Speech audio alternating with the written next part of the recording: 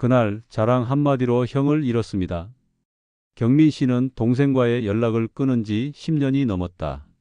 이유는 단 하나, 한마디 자랑 때문이었다. 그날은 조카 졸업을 축하하기 위한 가족 모임이었다.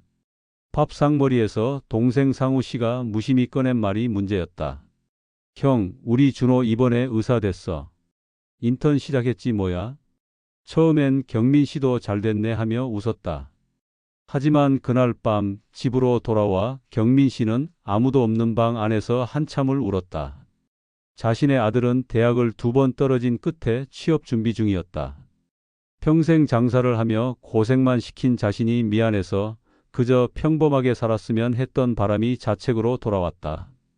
그날 이후 경민 씨는 연락을 끊었다. 전화도 명절 인사도 아무것도 없었다.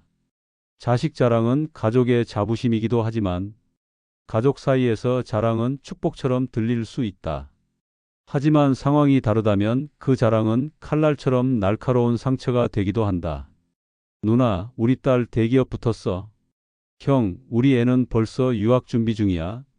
그 한마디는 기쁨일 수 있지만 듣는 사람에겐 조용한 부끄러움이자 비교의 시작이다.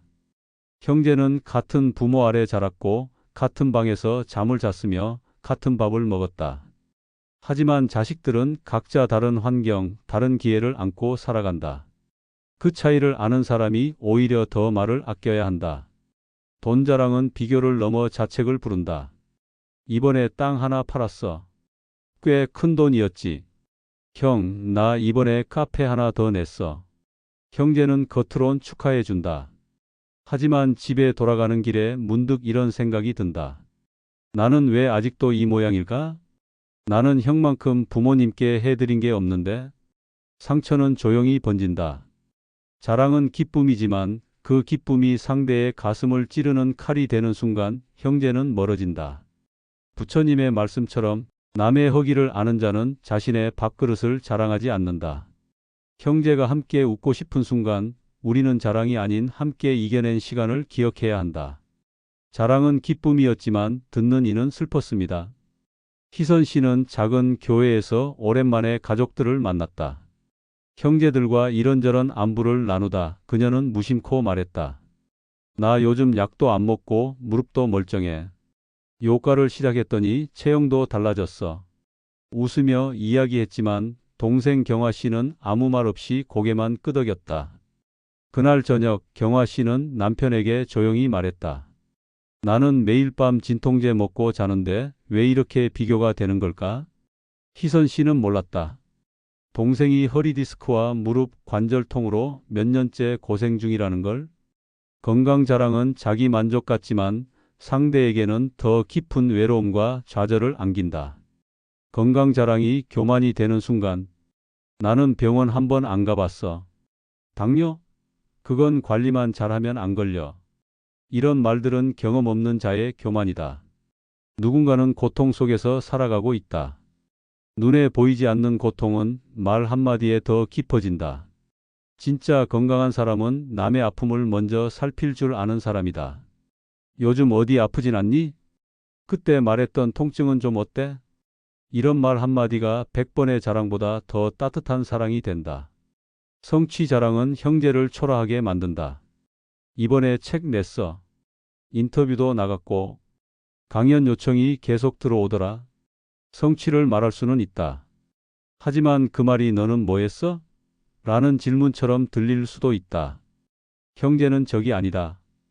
경쟁자가 아니다. 성공은 함께 걸어온 길을 되새기며 웃는 것일 때 가장 빛난다. 내가 그때 응원해줘서 여기까지 왔어. 이 한마디가 진짜 자랑이다. 자랑이 벽을 쌓지 않도록, 성공이 함께 걷는 다리가 되도록 우리는 말의 무게를 조절할 수 있어야 한다. 말이 많을수록 사랑은 멀어진다. 성환 씨는 형과의 마지막 통화를 아직도 기억한다. 그날 그는 말했다. 형, 나는 내 방식대로 살아서 성공했어. 인생은 결국 자기 책임이야. 그 말에 형은 아무 말도 하지 않았고 이후 연락이 끊겼다. 나중에 어머니로부터 들었다.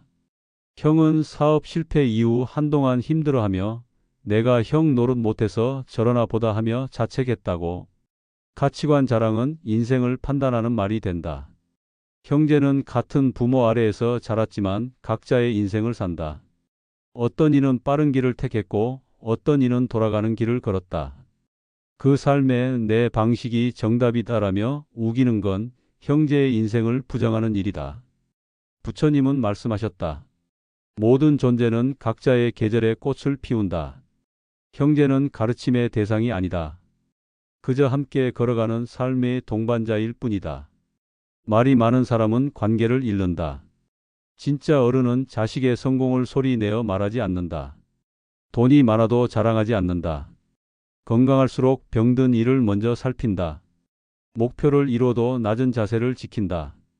그리고 형제에게 가장 먼저 건네는 말은 그동안 많이 힘들었지?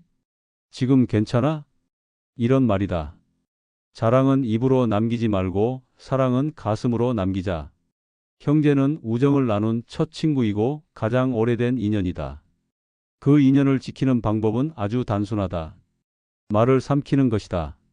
우리가 꾹 참은 그 한마디가 형제의 마음을 지키고 관계를 이어주며 후회를 막아준다.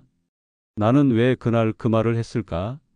후회하지 않도록 오늘 하루 자랑하고 싶던 말을 조용히 접어두고 대신 고마워, 미안해, 사랑해를 건네자. 그 말들이 형제 사이에 다시 다리를 놓고 다쳤던 마음도 다시 열린다. 형, 우리 아들 의사 됐어. 그 말 한마디로 두 형제는 10년 동안 연락을 끊었습니다.